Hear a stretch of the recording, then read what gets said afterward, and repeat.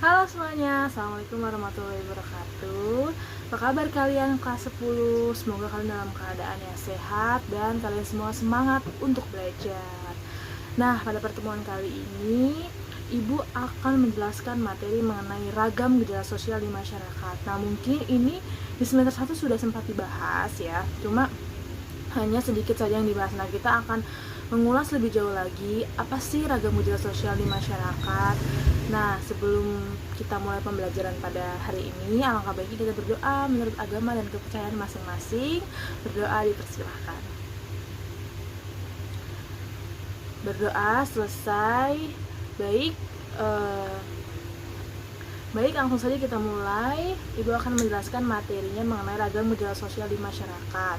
Nah, Ibu nanti akan mengulas sedikit nih apa itu gejala sosial. Nah, kemudian nanti Ibu akan membahas mengenai nilai dan norma serta sosialisasi. Kenapa kok ngebahas itu sih? Karena gejala sosial kan sudah sempat kita bahas di semester 1. Nah, sedangkan nilai dan norma kemudian sosialisasi itu masih belum lengkap dijelaskan. Jadi kita harus mempelajarinya kembali. Baik, langsung saja kalian bisa menyimak presentasi dari Ibu pada hari ini.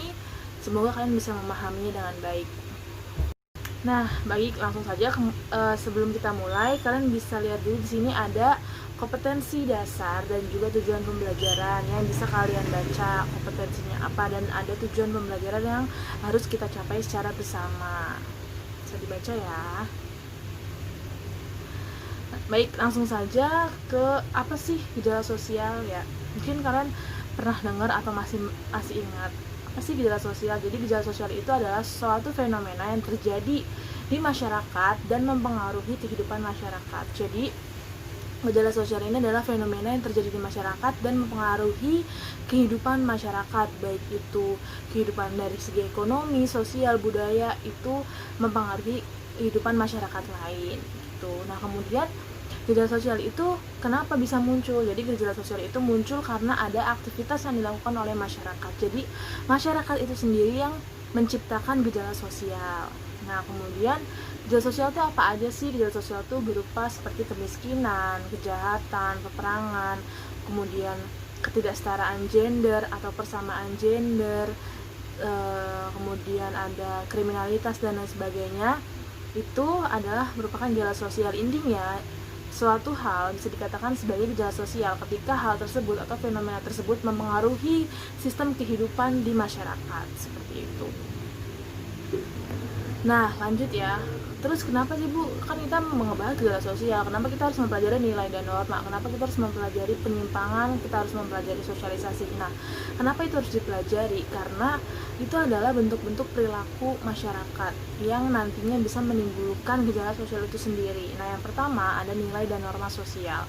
Nilai sosial itu apa sih? Nilai sosial itu dalam sosiologi didefinisikan sebagai konsepsi yang abstrak yang ada dalam diri manusia mengenai apa yang dianggap baik dan dianggap buruk. Jadi nilai ini adalah konsepsi yang abstrak, jadi tidak jelas, maksudnya tidak nyata gitu. Bentuknya tuh nggak nyata, tapi dianggap bisa memberikan penilaian baik dan buruk dalam bersikap di masyarakat gitu.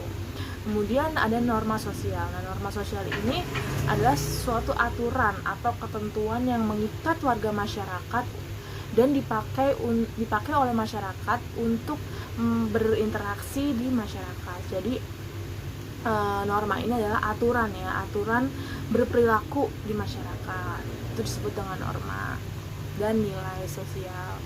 Nah, kemudian di sini ada dua nilai imaterial dan nilai material. Nilai imaterial itu adalah nilai yang mencakup tentang ajaran-ajaran ideologi, kemudian gagasan dan religi.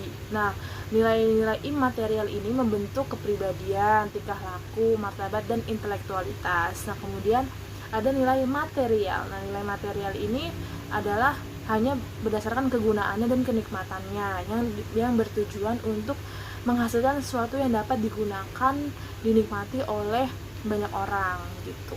Jadi ada kalau nilai imaterial itu adalah ideologi atau yang ada dalam diri sendiri, kalau yang material itu adalah nilai kegunaan itu. Nah, kemudian selanjutnya ada norma sosial. Nah, tingkatan norma ini ada Yang pertama ada cara atau usage, kemudian kebiasaan, kalau folkways, ada adat istiadat, dan juga ada tata kelakuan. Jadi cara itu adalah bagaimana sih cara manusia atau individu itu berperilaku di masyarakat. Nah, cara itu sendiri adalah norma yang paling lemah, artinya konsekuensi jika melanggar norma tersebut itu adalah pelanggaran hanya paling dengan dicemooh atau diberikan ejekan, gitu kan, seperti orang yang bertahak sembarangan di keramaian, orang yang sedang makan misalnya, itu pasti akan mendapatkan teguran atau ejekan, ih jorok banget, ih nggak boleh seperti itu, kayak gitu. Nah, sedangkan kebiasaan itu adalah bentuk atau perilaku yang dilakukan secara berulang-ulang ya, dan sudah menjadi sebuah hal yang dilakukan setiap hari atau sudah menjadi sebuah kebiasaan. Nah, kemudian ada tata kelakuan atau mores. Nah, mores ini sudah menjadi tata aturan yang melekat di masyarakat, dan jika melakukan pelanggaran terhadap norma, maka hukumannya akan pelanggaran yang berat, gitu, hukumannya berat. Kemudian ada adat istiadat. Nah, adat istiadat ini kan berbeda-beda dalam setiap masyarakat kan, tapi adat istiadat ini juga biasanya bisa mengikat masyarakat adat itu sendiri, dan hukumannya itu adalah hukuman adat. Kemudian ada jenis-jenis norma. Jenis-jenis norma ini ada norma agama, norma kesusilaan, norma kesopanan, ada norma hukum, dan juga ada norma kebiasaan. Nah, ada ini perbedaan norma-norma dalam masyarakat. Nah, perbedaan ada norma agama, norma kesusilaan, norma kesopanan, dan norma hukum. Nah, ini ya bisa kalian simak dan bisa kalian baca dan pahami bahwa intinya kalau norma agama dan norma kesusilaan itu adalah, kalau norma agama kan sifatnya dari Tuhan, ya kan, ada ketentuan-ketentuan di kitab suci masing-masing mengenai perilaku-perilaku baik buruk yang harus dilakukan sebagai umat manusia. Nah, kalau norma kesusilaan itu ada atau ditanamkan dalam diri sendiri gitu, sudah melekat dalam diri sendiri. Misal ada orang baik, nah emang dari sananya dia sudah baik, sudah berperilaku baik kepada orang lain gitu. Nah, sedangkan norma kesopanan dan norma hukum ini cenderung ditentukan oleh masyarakat atau masyarakat sendiri yang membentuk norma tersebut, dan masyarakat itu juga yang harus mematuhi norma tersebut.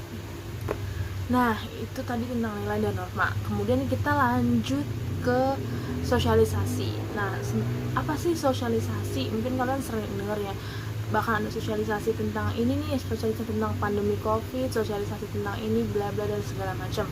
Jadi sebenarnya sosialisasi itu adalah adanya proses penanaman atau proses transfer nilai dan norma kepada seseorang atau kepada individu, agar individu tersebut diharapkan dapat berperilaku sesuai dengan nilai dan norma yang ditentukan oleh masyarakat. Jadi sosialisasi itu adalah proses penanaman nilai dan norma kepada individu supaya individu ini berperilaku sesuai dengan nilai dan norma gitu. Jadi ada proses penanaman ya, penanaman nilai-nilai dan norma terhadap individu. Nah, kemudian ada proses sosialisasi. Menurut George Herbert Mead, dia mengemukakan ada 4 tahapan sosialisasi dalam diri individu. Yang pertama itu ada preparatory stage, kemudian ada play stage, game stage, dan generalist other. Nah, yang pertama adalah preparatory stage. Nah, preparatory stage ini adalah dimana proses penanaman yang dilakukan sejak anak itu dalam kandungan. Proses penanaman nilai-nilai yang dilakukan oleh ibu sejak anak itu dalam kandungan sampai lahir, gitu kan. Nah, itu proses penanaman yang misal sering didengarkan lagu-lagu atau ayat-ayat suci Al-Quran pada saat dikandung. Nah, itu merupakan salah satu cara sosialisasi orang tua atau ibu kepada anak saat dalam kandungan. Itu disebut dengan preparatory stage atau tahap persiapan. Nah, kemudian yang kedua ada play stage. Nah, play stage ini seorang individu atau seorang anak sudah mulai bertumbuh dan sudah mulai menirukan apa yang ia lihat gitu.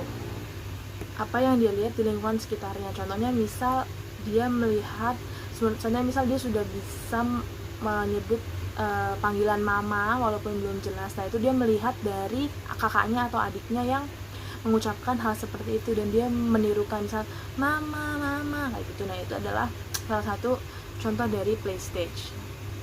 Nah yang ketiga ada tahap game stage. Nah tahap ini adalah tahap bermain. Jadi si anak ini dalam bermain di lingkungan sekitarnya, dia sudah memahami perannya sebagai apa di permainan itu. Misal misal ada anak-anak nih, anak-anak kecil bermain masak-masakan atau bermain main masak-masakan lah. Nah dia udah punya peran nih, siapa yang sebagai ibu, siapa yang sebagai ayah, siapa yang masak. Nah itu dia udah paham nih perannya seperti apa kayak gitu. Dan tapi masih dalam konteks bermain gitu atau game stage.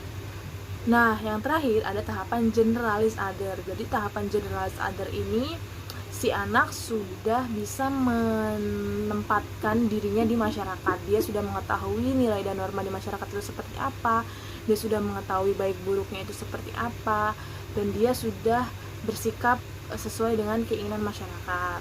Nah, biasanya tahapan usia ini tuh seperti anak SMA, terus kemudian yang sudah mulai kuliah. Nah, ini sudah memahami yang namanya generalis other. Nah, itu tadi tentang sosialisasi. Nah, sosialisasi kan proses penanaman sampai akhirnya terbentuklah sebuah kepribadian seseorang dari hasil sosialisasi itu kan. Baik buruknya kepribadian seseorang itu ditentukan oleh beberapa faktor.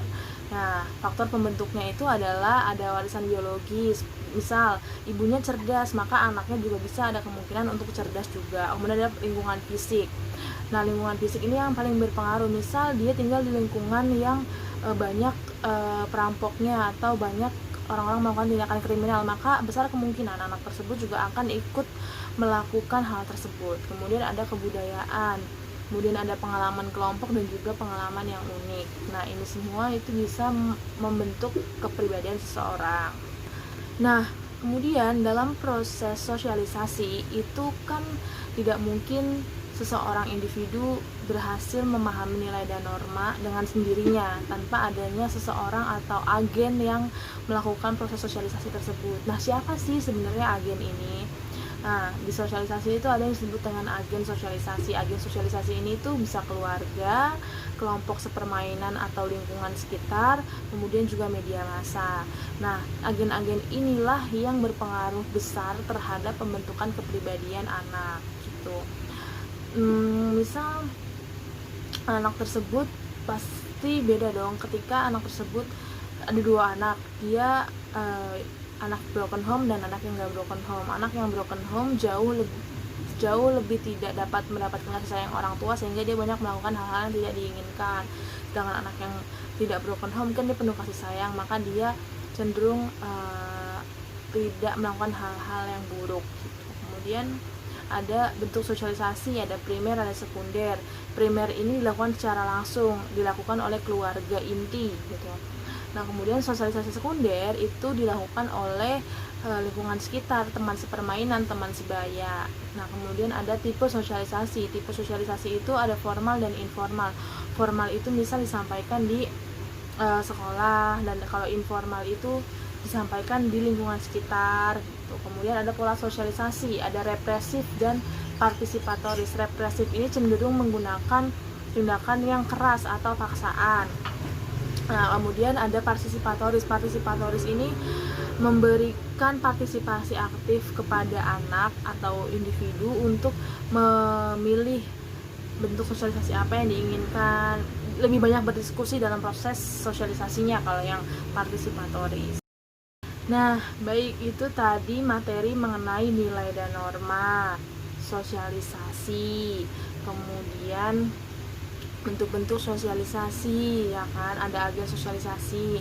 Nah, semoga dari materi hari ini kalian bisa mendapatkan pemahaman yang sempurna atau pemahaman yang utuh sehingga kalian bisa memahami materinya dengan baik.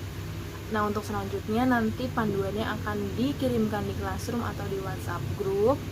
Dan Ibu rasa terima kasih. Ibu rasa cukup materi pada hari ini. Semoga kalian bisa terus semangat dan tetap rajin. Dan mohon maaf apabila banyak kesalahan. Wassalamualaikum warahmatullahi wabarakatuh. Sampai ketemu di minggu selanjutnya. Dadah.